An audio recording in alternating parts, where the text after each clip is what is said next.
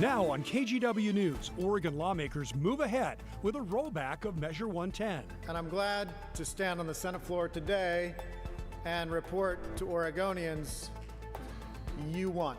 What comes next with the new bill? Plus, it's going to make it tough for people who are challenged with paying their utility bills, especially the people that we serve. PGE customers saw a rate hike at the start of the year, why the utility company is now asking for another.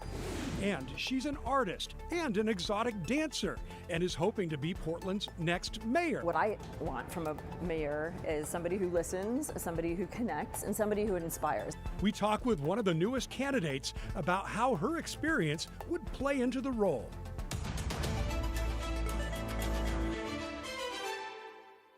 House Bill 4002A, having received a constitutional majority, is declared passed.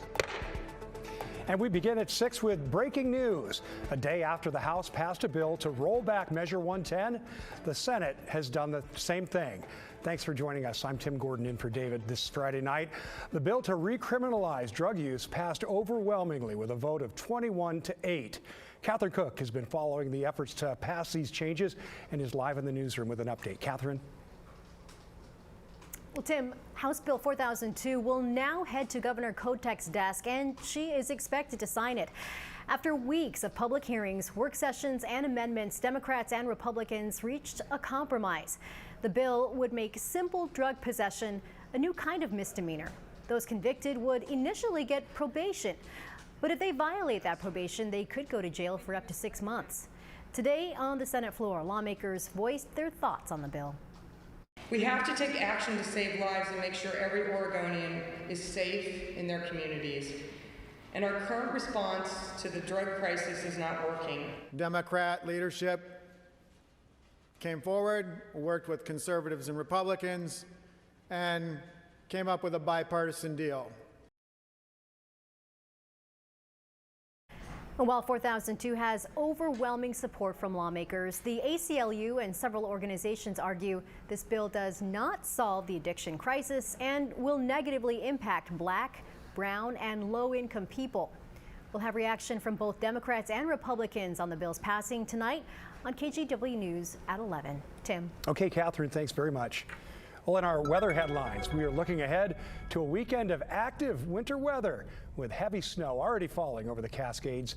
Matt Zaffino is tracking the system for us tonight. And Matt, what more can we expect? Several systems, Tim. Yes, we already had heavy snow going back to like Wednesday night and Thursday, and there is more on the way. But I'll tell you what, the conditions, if you like playing in the snow, this is the weekend for it. It's going to be really good. Now in Portland right now, we're still in the 40s. We're picked up a little bit of an east wind, which is interesting, showing that there's some development of low pressure along the Oregon coast. It's a small feature, but potentially an important one. Right now, we're seeing the rain increase in the valley. It's reached the southern end of the I-5-205 junction down by West Lynn, and that's going to be sweeping across the metro area within the next 20 minutes. So expect the rain to pick up, and every now and then we'll see snow mixed in with the rain all the way down to sea level. However, the beauty of this pattern is we don't get sticking snow in the valley. We don't get sticking snow where most of the people live, but there will be a ton of snow up in the Cascades where people like to go play in the snow. So things work out pretty well for us. You can see this batch of steady precipitation moving at us from southwest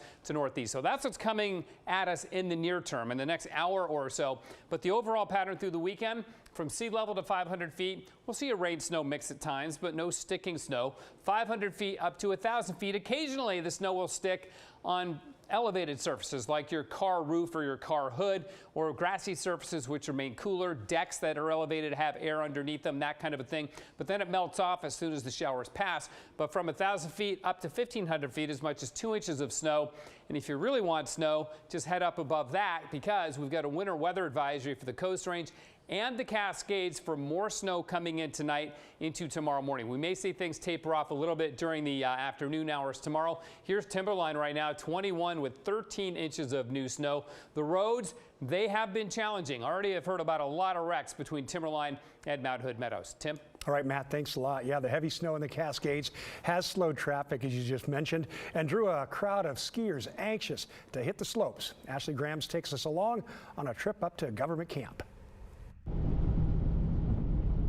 heading east out of Portland. It's not so bad, just some flurries, wet pavement. But soon flurries turn to snowfall. Signs remind drivers that chains are required. We were driving up here saying it feels like it's December. Yeah. As Highway 26 climbs higher toward Mount Hood. A little bit icy, but it wasn't terrible. The snow gets heavier.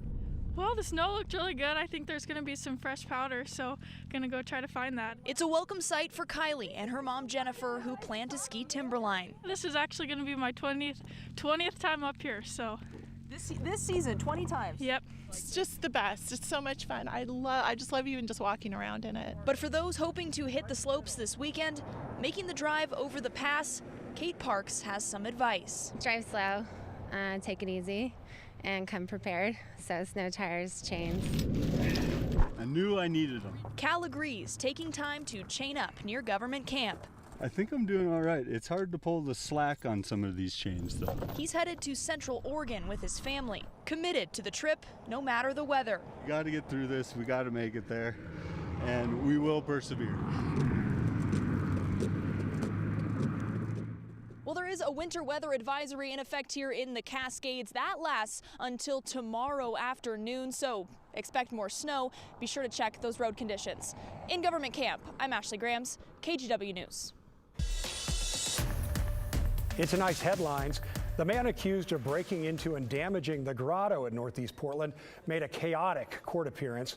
After hearing the charges he's facing, 57-year-old Paul Yeager started yelling and swearing at the judge and other members of the court until he was escorted out. Yeager is accused of breaking security cameras, destroying religious artwork, and vandalizing several rooms, including the chapel. The judge set his bail at $50,000, and he can't go anywhere within 150 feet of the grotto. He's scheduled to be back in court on March 11th. Well, a team of Oregon firefighters is heading to Texas to help crews fight the largest wildfire in the state's history. The Department of Forestry says it deployed a strike team of 16 firefighters and 5 engines to Amarillo. It's part of a system that shares firefighting resources between states. Fires across the Texas Panhandle have burned more than 1 million acres and killed 2 people. Well, 2 stores in downtown Portland will pause certain bottle return services starting tomorrow. It's an effort to stop people from returning bottles and cans to pay for fentanyl. But these concerns around bottle return centers stretch far beyond the central city. In the past 2 years, Portland police responded to the bottle drop at Delta Park 5 times. Last year, they were called there dozens of times. And in the St. John's neighborhood, there are plans for a bottle drop to open, something many neighbors are against. It would accelerate drug use, crime, and everything that is proven in data to surround these bottle drop locations. People are going to find their drugs no matter what, you know, whether it has to do with the bottle drop or not, they're going to find a way, you know. Well, the group that owns and operates all Oregon bottle drop redemption centers tells KGW in a statement, these redemption centers provide important access for neighbors. They are well-staffed, well-maintained facilities. They go on to acknowledge the challenge addiction presents to Portland businesses and say they are eager for real, lasting solutions. Want a follow-up to our Tainted Water series. Residents in Morrow and Umatilla counties have filed a class action lawsuit over groundwater contamination that the state of Oregon has known about for decades. The suit claims the Port of Morrow and some commercial farms over-applied fertilizer and nitrogen-rich industrial wastewater to fields in the region, which allowed nitrates to seep into the aquifer. Excessive nitrate consumption can cause serious health concerns like cancer, miscarriages, and thyroid issues. And the federal government has unveiled plans to expand the health care services for local veterans. Last weekend, the VA Secretary and Governor Kotek laid out nearly $60 million worth of projects that are either in design or in construction for the VA Portland healthcare system. That includes a brand new primary care facility up in Vancouver, as well as security upgrades at both facilities. Matt? PGE customers have been paying considerably higher rates in 2024, and things could get worse next year. John Adams joins us in the studio with what customers need to know. John? Well, Tim, customers should know that PGE is once again looking to raise rates in 2025 and have sent a proposal to the Oregon Public Utility Commission for approval. PGE customers started off 2024 by paying more on their utility bills. Residential customers are seeing 17% higher rates than in 2023.